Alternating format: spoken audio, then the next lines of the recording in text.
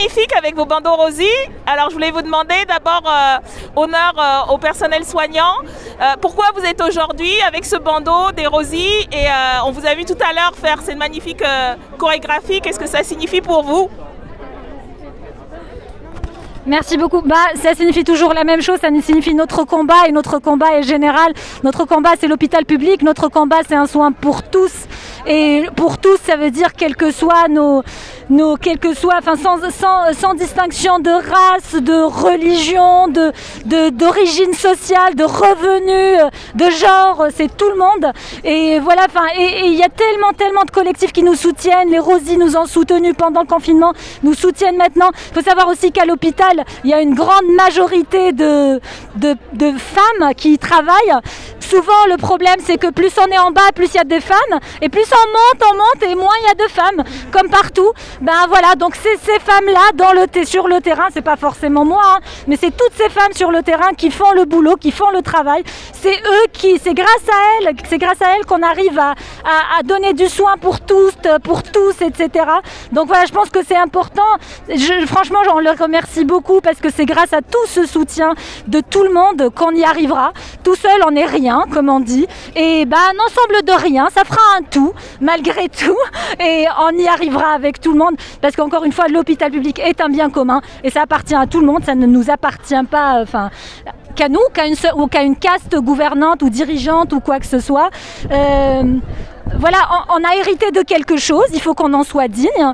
On défendra notre héritage. Ils ont hérité ailleurs peut-être, c'est peut-être les Chicago Boys, leurs ancêtres, je sais pas, c'est pas les nôtres. Nous c'est Croizat, nous c'est le CNR, nous c'est autre chose, c'est d'autres personnes. Et on tient à cet héritage-là. Les Rosies, c'est Attaque, c'est toutes ces femmes qui se sont battues,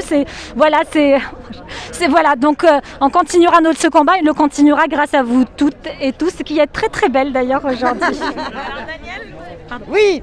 Et en Rosie avec les soignants et soignantes? Oui, tu sais, Macron, quand il y a eu le début du confinement, il a eu ce discours où il disait « nous sommes en guerre contre le coronavirus ». Bon, nous, on sait bien qu'en fait, c'est le libéralisme qui est en guerre contre nos services publics, contre nos droits. Et c'est justement ces politiques libérales qui nous ont fragilisés. Mais dans cette guerre, prétendue guerre dont parlait Macron, c'est les femmes qu'on a envoyées en première ligne et on les a envoyées sans protection.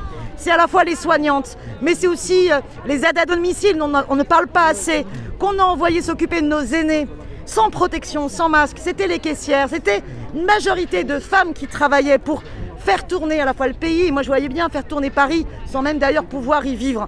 C'est aussi les femmes qui ont payé cher, parce que les violences faites aux femmes pendant le confinement, ça a été terrible. Alors donc nous on est là aussi pour dire plus jamais ça, et pour préparer la manifestation du 16, déterminante, parce qu'on exige du fric pour l'hôpital public. On veut absolument que nos soignants soient respectés, et non pas avec une médaille, mais avec une augmentation de salaire. En fait, c'est quoi? C'est un rattrapage salarial de ce que le pays leur doit, parce que depuis des années, leur salaire a été gelé. Donc on se bat pour nos services publics, contre la politique de Macron. Et moi, je voudrais dire sur Paris, tu sais, l'assistance publique Hôpitaux de Paris, c'est aussi le ou la future maire de Paris qui préside ce conseil de surveillance.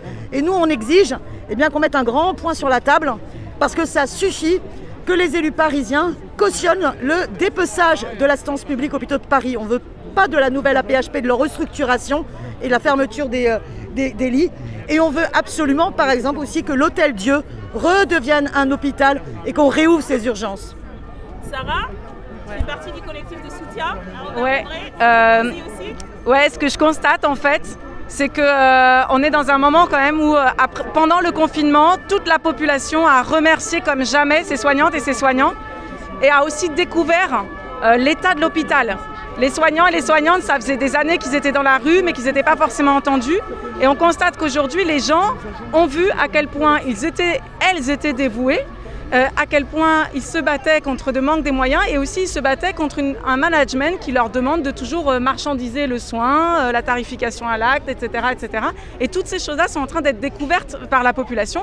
Alors nous, dans le 19e, on a fondé un collectif qui est soutenu par des organisations comme Attaque, par des associations, par des mouvements politiques, par l'ULCGT du 19e et qui accueille tous les habitants et habitantes qui ont envie de se mobiliser. Et grâce à ça, ça nous permet d'être là avec nos pancartes auprès des soignants tous les jeudis maintenant maintenant pour les jeudis colères devant l'hôpital Robert Debré, que tu connais bien, Daniel, puisque tu es venu plusieurs fois ici.